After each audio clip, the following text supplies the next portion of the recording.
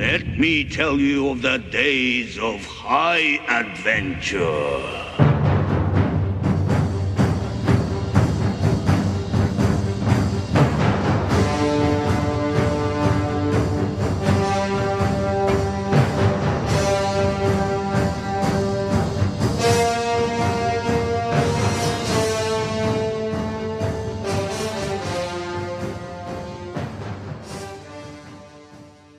Hey there nation, welcome to the show where we help you to play miniatures wargaming on a budget. It is I, Commander Cheapskate, and we are back with another episode of the Golden Age, our series of weekly Warhammer Fantasy battle reports.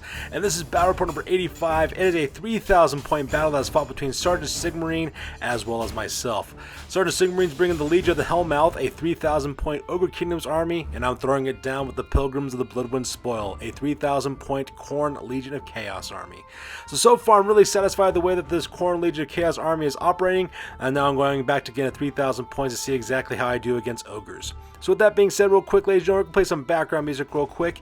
If you want to see the army list for this one, go ahead and pause and take a look at your own leisure, or check out the description down below because we have the army list laid out for you guys. So that being said, let's get this battle report on a roll. Crom, I've never prayed you before. I have no tongue for it. No one, not even you, will remember if we were good men or bad, why we fought, or why we died. No. All that matters is that two stood against many. That's what's important. Balor pleases you, Crom. So grant me one request. Grant me revenge.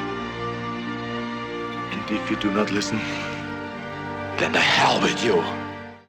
Alright, so the scenario rules for this one is Battleline. It is the most typical game of Warhammer that we play on this channel, with standard deployment as well as standard victory conditions. So with the scenario rules over, let's go and talk about the battle plan real quick. So here's an overhead shot of the entirety of the battlefield. As you can see, we're playing on a 4x6 table. My friend Sergeant Sigmarine is deployed on the far side of the table, while I'm deployed on the near side of the table as well. And as you can see, we're fighting through a village once again, surrounded by rolling hills of farmland, as well as some bocage country, is what it looks like for the most part. And pretty much my plan, this one is going to be kind of a tough one for me. And the reason why is because Ogre Kingdoms are actually outnumbering me on this one, which is actually kind of interesting, because usually when it comes to an Ogre Kingdom's army, usually they're the ones who are outnumbered, but this time the tables have turned. This one is going to be about the flanks. I can tell you that much already. As you can see there, my buddy Sergeant Sigmarine has deployed most of his infantry forces on the left-hand side of the battlefield, as well as his cavalry, as well as Mashaff the Destroyer, his Stonehorn on the far right-hand side of the battlefield. And he's got his Iron Blasters, as well as his Saber Tusks, as well as his Mornfang Cav right in the middle. So what I'm going to try to do is, of course, to try to defeat them in the flanks. Hopefully what I can do is send my Skinners, my Flares of the 8 points, as well as my Crimson Riders, and destroy his left-hand flank, and then at the same time push forward with my Chaos Warriors as well as my Chaos Warhounds, and then capture his softer choices in the middle of the battlefield. Later on during the ambushing phase, hopefully my Flesh Hounds from the Flesh Terrors as well as Karnak will show up, and they can of course spin him catch him in a pincer attack, while my Chaos Knights kind of deal with his Iron Blasters as well as his Stormhorn for the right hand side. And that's pretty much the plan I'm kind of going with on this one. Alright, so with the battle plan over, let's go talk about the deployment real quick. So this is deployment for the Pilgrims of the Bloodwind Spoil. On the far left-hand side, I got 3 Blood Crushers of Khorne called the Crimson Riders. They have Musician and Standard Bearer. They're equipped with Hellblades. They're also riding Juggernauts of Khorne. Right in the center of the battlefield, I have my first core unit that has the Flayers of the 8 points. It is a unit of 22 Bloodletters of Khorne with Musician as well as Standard Bearer. Leading that unit are 2 of my characters. The first one is Skulltaker. He's a special character, Herald of Khorne. He's got the Lesser Alcus of Abjuration as well as the Slayer Sword and the Cloak of Skulls. And I also have the Sanguine Skinner, another Herald of Khorne, who's also my Battle Standard Bearer. He's got the Greater Locus of Fury, so that way that unit also has Frenzy, and he's also packing a Hellblade as well. And that pretty much makes up my deployment here on the left-hand side of my deployment zone. For my center, up in the front of the Fangs of Nier, is a unit of 5 Chaos Warhounds, and right behind them are the Marked Men. Is a unit of 30 Chaos Warriors of Khorne with Musician as well as Standard Bearer. They're packing great weapons as well as Chaos Armor, as well as the Banner of Swiftness. And on the far right-hand side, that is my General, the Ragged Knight. He is a Demon Prince of Khorne. He's equipped with Chaos Armor as well as Demonic Flight. He's packing the Sword of Swift Slaying, so that way he has always strike first. He has Acid Ichor, so that way if anybody wounds him, he can hurt them back. He's got Flaming Breath for obvious reasons. Poisonous Slime for poison attack, Scale Skin for the 1-up armor save, as well as Soul Feeder, so that way he can regenerate any lost wounds that he might suffer in close combat. And that pretty much makes up my deployment here in the center. And on the far right hand side, I have the Scions of the Destroyers. You have 8 Chaos Knights of Khorne, the Musician as well as Standard Bearer. They're equipped as ensorcelled weapons, Chaos Armor, and Shields. They also have Bardic Chaos Steeds, as well as the War Banner, giving them 1-up on their combat res. And leading that unit is my character, Arbal the Destroyer. He's an Exalted Hero of Khorne. He's got Chaos Armor and Shield. He's packing the Sword of Might for 6-up strength, as well as the Helm of Many Eyes for Always Strikes First. Now, normally he wouldn't have to worry about the stupidity rules, but while he's frenzied, though, he ignores all psychology, so he's perfectly fine there. And he's also mounted on a Bartered Demonic mount. And then finally, weighing off to the side using the Ambusher special rule are the Flesh Terrors. You have 5 Flesh Hounds of Khorne. They got the Ambusher upgrade. And we have Karanak as well, the special character with his brass collar of Khorne. And his target for this one is my opponent's general, Tai-Jinn, the Right Fist of Hell, because he's a level 4 Slaughter Master. And what better thing to kill a wizard than with a Hound of Khorne? Alright, so on the left-hand side here, we got the Legion of the Hellmouth. This is a left-hand deployment for Sergeant Sigmarine. On the left-hand side there, that we have a unit called the Storm Seekers. It is a unit of 5 Ogres with Standard Bearer Musician. They got hand weapons, light armor, as well as iron fists. And leading that unit as well as Shan-Yu the Fire-Fist. He is a level 2 Lore of Fire Firebelly. He's got Fireball as well as Flaming Sword of Ruin for his spells. He's packing a great weapon as well as the Hellheart, which is not going to do much good because I have no magic in my army. Next to him is a huge unit of Iron Guts called Stankgum's Legion. It's a unit of 10 Iron Guts with full command. They're packing great weapons and heavy armor. They also got the Dragonhide banner. Leading that unit are 2 characters. On the right-hand side, that is Tai-Jinn, the Right Fist of Hell. He is a Slaughter Master, who's also the general for this army as well. He's a level 4 Lore of the Great Maw. He's got Spine Marrow, Bull Gorger, Toothcracker, and Trollguts for his spell. He's also packing Iron Fist. He's also got Fencer's Blades for weapon skill 10, Glittering Skills for -1 hit against, as well as a Greedy Fist, which gives him a 6-up ward save and +1 to his strength. And next on the left-hand side is Khorghul the Giant Breaker. He is a Bruiser, who's also the Battle Standard Bearer for this army. He's got a hand weapon as well as heavy armor. He's equipped with the Gold Sigil Sword, which means he strikes on initiative 10. He's also got the Enchanted Shield as well, so it gives him +1 to his armor save. He's also got the Giant Breaker Big Name, which gives him +1 to his strength, but at the same time, he may not refuse challenges. Next on the right-hand side is the Red Rovers. It is a unit of 6 Ogre Bulls with Standard Bearer Musician. They're equipped with hand weapons, light armor, as well as iron fists. And on the far right-hand side, that is the Powder Gangers. It is a unit of 8 Lead Belchers with a Bellower. They're packing hand weapons, Lead Belcher guns, as well as light armor. And that makes up Sergeant Sigmarine's left-hand deployment on this one. In the center of his deployment zone, on the left-hand side, we have Romana the Blood Tracker and Dolkana the Destroyer. They're 2 Saber Tusks. Next to them are the Beastclaw Raiders. It's a unit of 4 Ogre Mournfang Cavalry with full command. They have hand weapons, iron fists, as well as heavy armor. They're also packing the Standard Discipline, giving them +1 to leadership. And then right next on the right-hand side is the Hammer of the Gods, as well as the Anvil of Hell, which are 2 Iron Blasters. And that makes up his deployment here in the center. And finally, over on the far right-hand side is Mashaf, the Sorrow of the Steppe. He is a Stonehorn with an Ogre's Beast Rider armed with a harpoon launcher, and he looks like he's hungrily eyeing that herd of cattle right there because Stonehorns are carnivorous. So with the deployment over with, we go directly to the top of turn number 1, and both Sergeant Sigmarine and I roll off for initiative to see who will be going first. Alright, so that takes directly to the top of turn number 1 for the Ogre Kingdoms, and my friend Sergeant Sigmarine gets to go first, and this photo is taken after the movement phase. And as you can see in this photo, pretty much a lot of movement took place for the Ogre Kingdoms. First thing he decides to do, he decides to, of course, take a rinsing check for his Mashaf, the Destroyer of Worlds. Mashaf passes his frenzy check no problem, so he kind of marches him up over to the far right-hand side, moving up his double movement, getting ready to set up for a beautiful flank charge. He also marches up Romana as well as Dolkana, his 2 Saber Tusks, heading directly down the straightaway towards my Knights as well as to my Chaos Warriors, trying to trigger frenzy on that part. He also moves up his Mournfang Cavalry from the Beastclaw Raiders, or normal moon allowance as well, and also moves up his 2 Iron Blasters, the Anvil of Hell and the Hammer of the Gods, their normal moon allowance, so that way they can open fire within their next turn. While that's occurring, he also moves up his Powder Gangers, just moving up their normal 6 inches between that hedgerow as well as the Pigpen, so that way they can do some long-range shooting with their Lead Belcher guns. He also marches up the Storm Seekers as well as the Red Rovers, but only moves up a Stankgum's Legion up their normal moon allowance, so that way they're outside of charge range. And that pretty much makes up his move phase for this one. So here's a close-up of the Storm Seekers as well as the Red Rovers and Stankgum's Legion making their way up the left-hand flank. And here's a close-up of the Powder Gangers making their way across to the center of town, getting ready to lay down some long-range fire with their Lead Belcher guns. And here's a close-up of Dolkana, Romana, as well as the Beastclaw Raiders, as well as the Anvil of Hell, making their way towards the center of town. And finally, here's a close-up of the Hammer of the Gods, as well as Mashaf, the Destroyer of Worlds, making their way as quick as they can along the right-hand flank of the battlefield. So, with the movement phase over with, we go directly to the magic phase. And luckily for me, for the magic phase, my opponent had a pretty lackluster one. He was only able to get off the Stubborn special rule off directly onto his unit of Stormseekers right there on the left-hand side, so that way that unit is stubborn. But that was the only spell he managed to get off for the most part.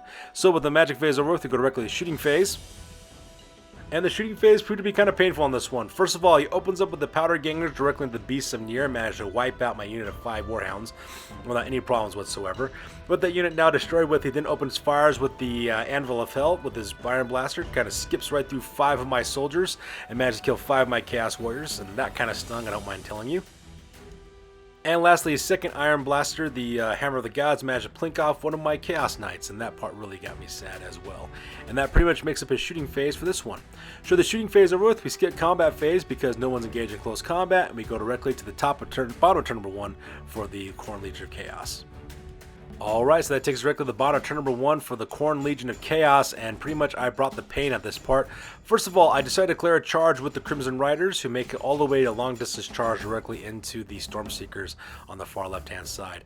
I then also take frenzy tests for my Demons of Khorne. Luckily, they managed to pass that no problem. They just kind of march up the normal 10-inch movement allowance, moving up forward to act as a blocker to protect the left-hand flank of my Marked Men, and they kind of square off against the Red Rovers. At the same time, I also passed my frenzy tech as well with the Marked Men. They also march forward 10 inches as well, getting ready to, using the Church to protect the left-hand flank as well as the runes that are protect that right-hand flank. I then march flew my general, the Ragged Knight, right behind that orange building there, right in the center of the battlefield, so that way he can start putting some pressure onto his back ranks as well as into his right-hand side. At the same time, I also marched up my... no, I did not march up. What ended up happening is that my Scions of the Destroyer actually failed a charge test. That's what it was. And they went forward 6 inches to the right-hand side, heading to Mashaf, the Destroyer of Worlds. And that's what happened to those guys as well. That pretty much makes my movement phase for this one.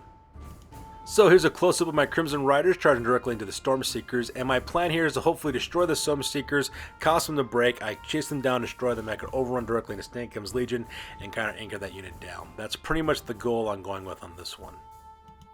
And here's a close-up of the Flares, the 8 points, as well as the Marked Men taking up positions in order to attack my opponent's units. And here's a close-up of my Scions of the Destroyer as well as the Ragged Knight, getting into position, getting ready to assault my opponent's forces here on the right-hand flank. So with the move phase over with, we skip magic phase because I don't have one. We skip the shooting phase because I have no shooting elements in this army, and we go directly to the combat phase. And in the combat phase is absolutely wonderful in this one as well. Managed to kill 2 members of the Stormseekers, also managed to put 2 more floating wounds on another one as well. Unfortunately, I did lose a couple of points of wounds on this one. I lost one of my Blood Riders, my Blood Crushers, as well as lost 2 wounds on the second one as well, which was kind of rough. Luckily for me, though, I won combat by a couple of points on this one. However, his unit is stubborn, so he has to roll his 2d6 to see if he stays. And unfortunately for him, he fails his first break test, and to make matters worse, he failed his second break test as well. Retreat! Retreat! Get the hell out of here! And sadly for my buddy, my buddy Sergeant Sigmarin, he had to flee. I think he ran back like 4 or 5 inches when he ended up running back, and I pursued like 11 inches. So because of that, the Crimson Riders chased down the Stormseekers and chopped them down to their base elements, and killing Shan-Yu the Fire-Fist at the same time. So that part was all kinds of epic. So with the combat phase over, we go directly to the top of turn number 2 for the Ogre Kingdoms. Alright, so that takes directly to the top of turn 2 for the Ogre Kingdoms. This photo is taken after the movement phase, and as you can see, all kinds of bad things started happening on the flanks. First thing ends up happening, my opponent discards a charge with Mashaf, the Destroyer of Worlds, and just like that, he goes colliding directly into my Scions of the Destroyer. So just like that, my Chaos Knights are now engaged with a super huge stone horn full of bad attitude and bad intentions. At the same time, he also declares a charge with both the Red Rovers as well as Stankam's Legion, and both those units go smashing right directly into the Flares, the 8 points, and those guys are currently engaged in close combat. Now from that point, what he does is basically just kind of moves everything up forward to normal movement allowance. The first thing he does, he actually moves up the Powder Gangers. They move up their normal distance to the center of town, so that way they can bring their full firepower of lead belcher guns directly against my Marked Men, which is kind of scary. At the same time, he also marches up, I believe it's Romana the Blood Tracker, actually marches them all the way to the back there of my deployment area, so that way it looks like he can go 180 and hit me from behind as well if he wants to. I forgot to mention, he also charged in Dolkana, his other Saber Tusken, to the left-hand flank of my my Chaos Knights. Forgot to mention that as well. The next thing, of course, that he does, he also march wheels his Mornfang cavalry, marches them up forward, and also wheels them another, I think, 8 inches over to the left, so that way they can get a good pincer charge directly off of my marked men. Now, what that does, it allows that gap to open. What he does, he moves up the Anvil of Hell to get a perfect line of sight with a grape shot directly at my Demon Prince. And then he also moves up the Hammer of the Gods to do exactly the same thing. And this is where I realized that my Demon Prince is now staring down the barrel at 2 different Iron Blasters that are about to grape shot him to the next life. And that part was not so great. And that pretty much makes the move phase for this one. So here is a close-up of the Stinkum's Legion charged directly into the flares of the 8 points. Same thing with the Red Rovers. And I'm really excited to see exactly how that combat goes, because I want to see how long my Bloodletters will last and how much output they can put in damage. And here's a close-up of the Beastclaw Raiders, as well as the Powder Gangers, getting ready to unleash all kinds of hell and fury directly off on the marked men. And here's a wonderfully epic close-up of twin Iron Blasters staring down the barrel, getting ready to blast and plaster my poor Demon Prince to the next life. So that part's kind of sad. And lastly, here's a close-up of my Signs of the Destroyer being charged at by Mashaf, the Destroyer of Worlds, in the front, as well as Dokkan the Destroyer on the left-hand flank as well. Lots of destruction going on this side of the battlefield with the names and all. So with that, we go directly to the magic phase, and the first thing that my opponent does is puts Trollguts directly onto his Iron Blasters. So because of those guys get a 4 regen save, so that's all kinds of horrible for me. And there's nothing I can do to stop that spell because my opponent rolled boxcars for that spell and miscast 8 for his total. Klaatu! Marada! And all that effect really does just pretty much end the magic phase because all the power dice were kind of used up on that part. So, it could have been worse for my opponent. I wish it was worse, but unfortunately got away scot-free on that one. During the shooting phase, however, oh my god, the shooting phase. My opponent takes his Powder Gangers, and they open up with 8 Lead Belcher guns, rolling 8d6 Strength 4 armor-piercing hits directly into the marked men. As you can see in this photo, they just kind of chop this unit almost down to half. I basically only have, 17 guys left of my unit of 30 that I originally started off with, and all things are going kind of bad for me. Luckily for me, though, I don't have to worry about taking panic checks because I do have frenzies, so I'm immune to psychology, but man, that really sucks. Pretty much cut my combat effectiveness for this unit in half, which is all kinds of bad. And once again, tragedy strikes once again on the Ragged Knight as he slips into that restful sleep and eternal slumber as both Hell Iron Blasters open up with their grave shots directly onto him. Something always brings me back to you. It never takes too long. No matter what I say or do, I still feel you here till the moment I'm gone. And to make matters worse, they managed to put like 8 wounds on him when it was all said and done after both of them grape shot directly into him. So I am all kinds of sad that my general got blasted off the table edge, and that part was kind of horrible. So with the shooting phase over with, we go directly to the combat phase. So, during the combat phase is kind of a mixed bag for the most part. It actually looks a lot worse than it is. To be perfectly honest with you guys, I did lose 11 members of my army, of the Flares of 8 points, so that part was really sad. Pretty much cut that unit close to being almost in half. And the reason why that was the case was a couple reasons. First of all, they got impact hits from their charge, so that killed most of my guys as well. When it came to close combat, though, most of it was actually done in my favor. My opponent wasn't really able to kill much of my guys in close combat, but I was able to kill a bunch of his. First thing that ended up happening for the Red Rovers, I did manage to kill 2 members of the Ogre Bulls, so that part was kind of nice. And meanwhile, on the left-hand side, of course, Skull Taker issued a challenge, and my opponent's Battle Standard Bearer, Khorghul the Giant Breaker, had to answer. And luckily for me, I managed to kill that Ogre no problem whatsoever, with Heroic Killing Blow, no less, which is actually the thing that kind of finished him off as well. So he was kitted out to kill in order to protect himself, but against Heroic Killing Blow with no ward saves, managed to pop that dude right off the bat, which is all kinds of coolness on that one. Actually won me quite a bit of support for that too. And at the same time, as you can see here, that's pretty much how the combat pretty much worked out. I also suffered Always Strikes last a little bit because my opponent did pop the Dragonhide banner, but unfortunately for him, though, wasn't able to do much of anything. In the end, I actually won against Stinkum's Legion, in which case Stinkum's Legion basically had to flee. I forgot to take a picture of it, but they fled back 12 inches directly behind me, right in front of me. So because of that, I put them within the charge arc of the my Crimson Riders. We'll talk about that during my next movement phase. And as for the Red Rovers, though, they were completely fine. They kind of stood the ground for the most part. Meanwhile, over here in the far right-hand flank, my Scions of the Destroyer were able to finish off Mashaf, the Destroyer of Words. They were able to kill that Stone Horde, which is all kinds of epicness as well. For the most part, though, I think it was because of Arbal the Destroyer's attacks were the ones that actually did most of the killing, I think. But I think it was him, as well as a couple of attacks from my Chaos Knights that finished it off. Unfortunately, Arbal did not finish off the monster, so he doesn't get to roll off on the Eye of the Guards chart, so nothing much happened there. However, on the left-hand flank, though, Dolkana was there. The Dolkana, the Wood Destroyer, was there. And if you look at the combat results as well, managed to kill 5 of my Chaos Knights, which is all kinds of bad. Needless to say, I had to take a break test, and unfortunately for me, though, I failed my break test. Retreat! Retreat! Get the hell out of here! And unfortunately for me, Dolkana the Destroyer pursued and chopped up and killed the last of my Scions of the Destroyer. So just like that, I lost my general. I also lost one of my most expensive units of Chaos Knights, and things are not looking very good for me right now at this battle report. So with that being said, we go directly to the bottom of turn number 2 for the Khorne Legion of Chaos. So we go directly to the bottom of turn number 2 for the Legion of Chaos on this one, and as you can see in this photo, not much movement really happened for the most part because most of my guys engaged in close combat. However, there was some cool things. Probably the most impressive thing was up there in the upper left-hand corner. Like I said before, I forgot to take a picture of Stankum's Legion retreating back 12 inches away from the flares of the 8 points.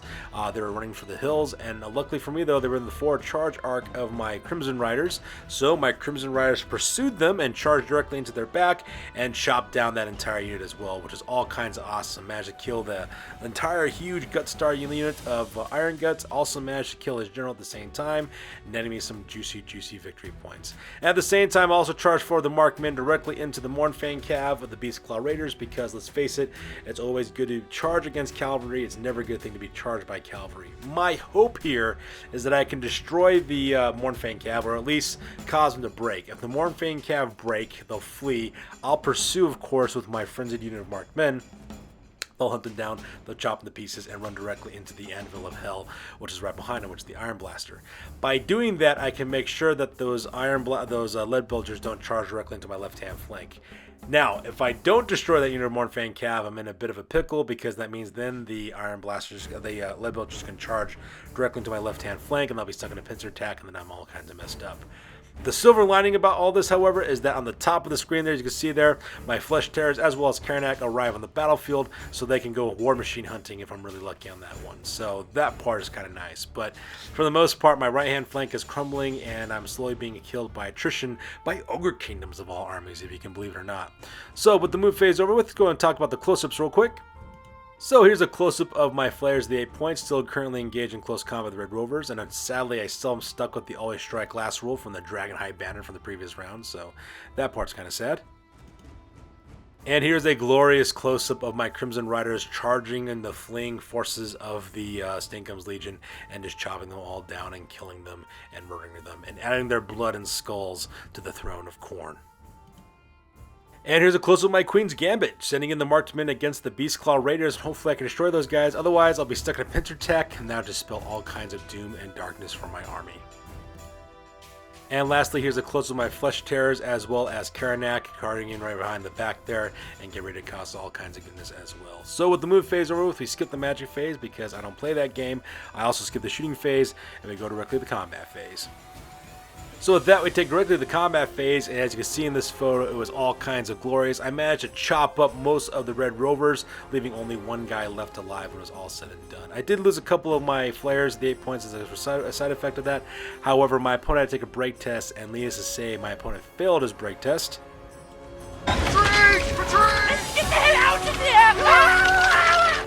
And the flares of the 8 points, of course, pursued and managed to rat down the last remaining survivor, managing to eliminate that unit right off the bat. So that part was all kinds of epic, I don't mind telling you.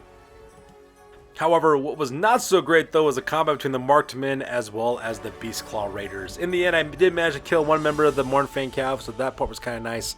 However, when it was all said and done, they managed to kill 9 members of the Marked Men, which is all kinds of bad. Needless to say, I lost this combat by a landslide, and unfortunately, I had to take a break test. And as you could probably guess... Retreat! Retreat! Get the hell out of here!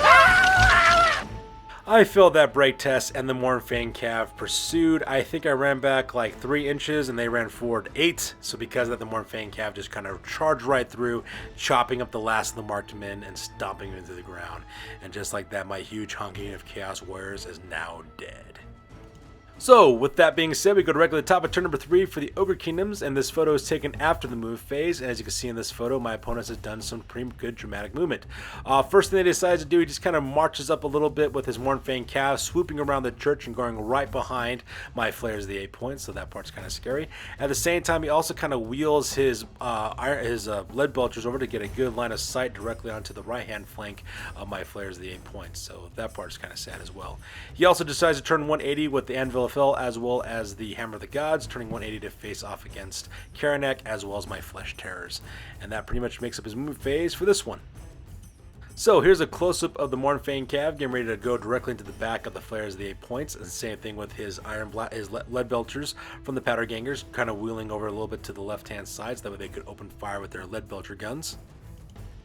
And here's a close-up of his 2 Iron Blasters, turning in order to open up on my Flesh Terrors as well as Khorne, as well as Dolkana and Romana moving back as quick as they can in order to join the fight as well.